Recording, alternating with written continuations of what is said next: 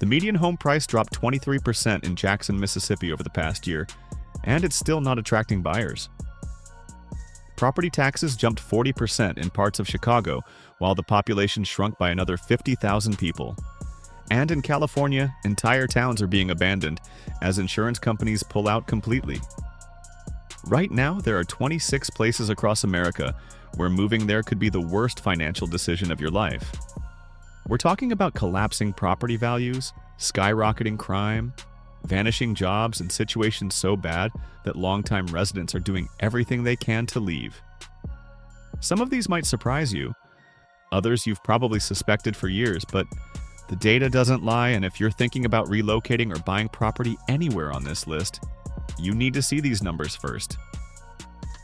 26. Lake Charles, Louisiana. Lake Charles got hammered by back-to-back hurricanes in 2020, and the city still hasn't recovered. Drive through certain neighborhoods and you'll see blue tarps on roofs 4 years later. The population dropped by roughly 8% according to recent census estimates, and here's the real problem: homeowners insurance. The average annual premium in Lake Charles hit $6,200 in 2023 according to insurance.com data. That's more than some people's mortgage payments. Several major carriers, including State Farm, stopped writing new policies in high-risk Louisiana parishes. You might find a house for $180,000, but when you're paying over $500 a month just to insure it, the math stops making sense fast. 25. Flint, Michigan. Everyone knows about the water crisis that started in 2014, but what you might not know is that Flint still struggles with infrastructure problems. The city replaced over 10,000 lead pipes, but trust in the water system remains shattered. The population peaked at about 200,000 in 1960. Today it's around 81,000 and still declining. The median home price sits at roughly $40,000, which tells you everything about demand. Zillow shows homes staying on the market an average of 90+ days. When houses are that cheap and still can't sell, that's not opportunity, that's a warning sign. 24. Atlantic City, New Jersey. The casinos were supposed to save Atlantic City. Instead, 5 of them shut down between 2014 and 2016, taking roughly 8,000 jobs with them. The Taj Mahal, Trump Plaza, Showboat, Revel, and Atlantic Club all went dark. Property taxes are brutal. The average effective property tax rate in Atlantic County runs about 2.35% according to Tax Foundation data. On a $250,000 home, you're looking at nearly $6,000 annually in property taxes alone. The violent crime rate sits at roughly 900 incidents per 100,000 residents, more than double the national average. The boardwalk still draws summer tourists, but year-round living here is increasingly difficult.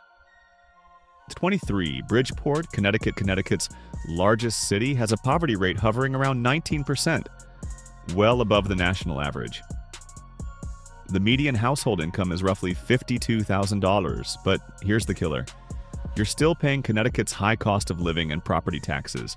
Houses that would cost $180,000 in other parts of the country run $250,000 here. And you're paying $6,000 to $8,000 annually in property taxes. According to FBI data, the violent crime rate is approximately 900 per 100,000 people. You get Connecticut prices without Connecticut's typical suburban amenities or job market. It's the worst of both worlds. 22. San Bernardino, California. San Bernardino declared bankruptcy in 2012, and while the city emerged from it in 2017, the scars remain. The violent crime rate runs about 1,100 incidents per 100,000 residents, making it one of California's most dangerous cities. The median home price hit roughly $420,000 in early 2024, which might sound like a deal for California until you factor in everything else. The unemployment rate consistently runs 1 to 2 points above the state average. Property crime is rampant. You're an hour from Los Angeles in good traffic, which means 2+ hours during rush hour. And California's insurance crisis hits here too, with some residents seeing homeowners' insurance premiums double or triple in recent years. 21. Shreveport, Louisiana. Shreveport's population dropped from about 200,000 in 2000 to roughly 185,000 today. The local economy leaned heavily on the riverboat casino industry, and when that revenue started declining, the city's budget problems mounted. According to Neighborhood Scout data, Shreveport has a violent crime rate of approximately 1,300 per 100,000 residents. You have a roughly 1 in 77 chance of being a victim of violent crime in any given year. The job market centers around healthcare and the remaining casinos, but major employers have been cutting positions.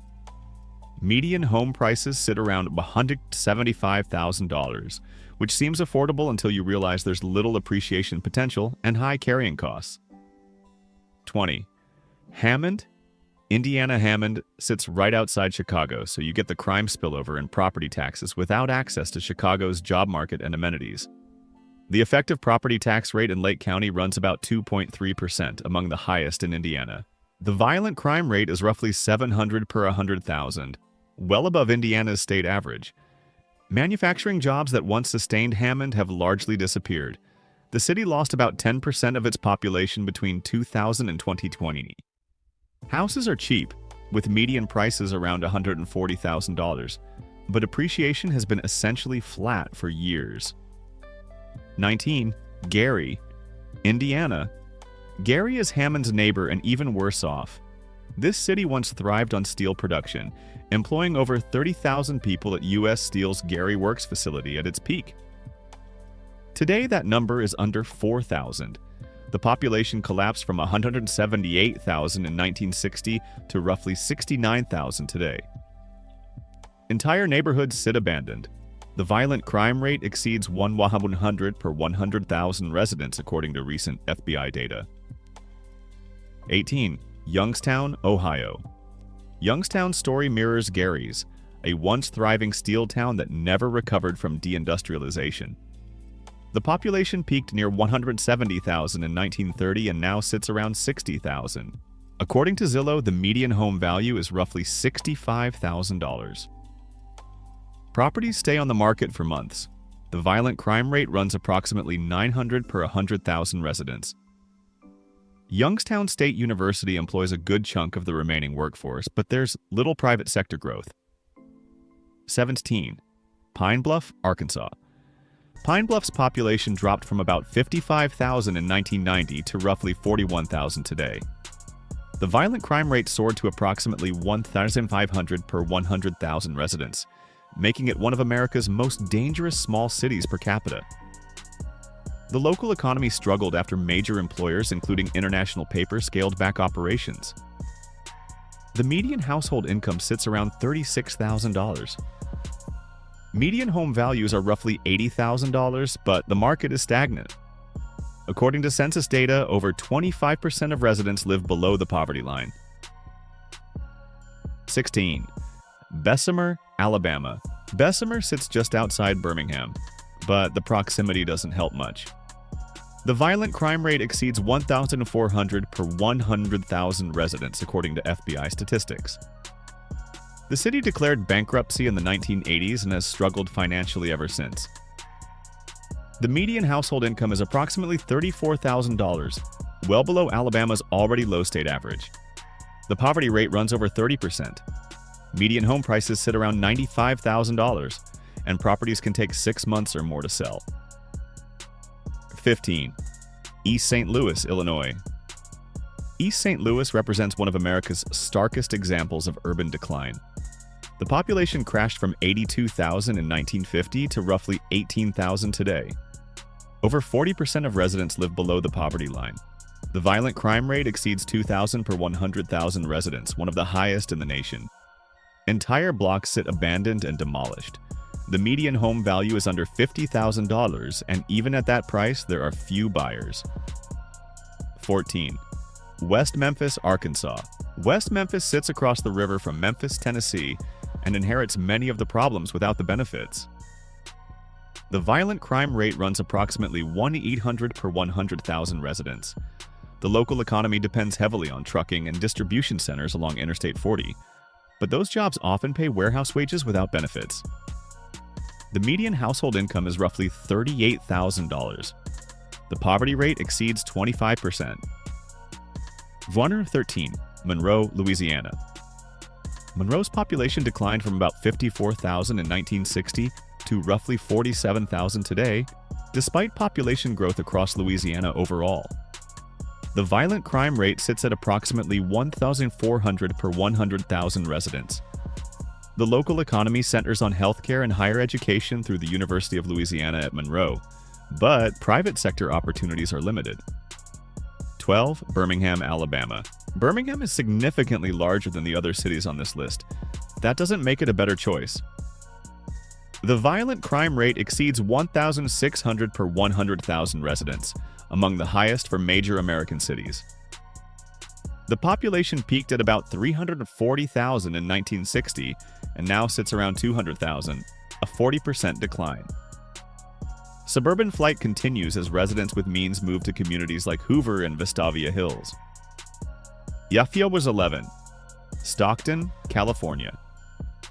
Stockton became the largest U.S. city to declare bankruptcy when it filed in 2012, though it emerged in 2015. The city never fully recovered economically. The violent crime rate runs approximately 1,300 per 100,000 residents. Here's the real problem. You're paying California prices without California wages or amenities.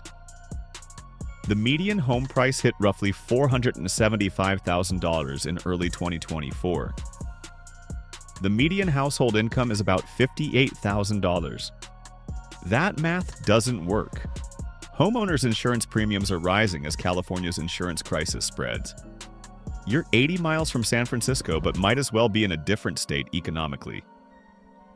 Stockton has some of the worst affordability ratios in America, high crime, and limited job opportunities. Verse 10. Bakersfield, California. Bakersfield's economy depends heavily on oil production and agriculture, both volatile industries. The air quality consistently ranks among America's worst, with the American Lung Association regularly rating it in the bottom 5 metro areas for ozone pollution and particle pollution.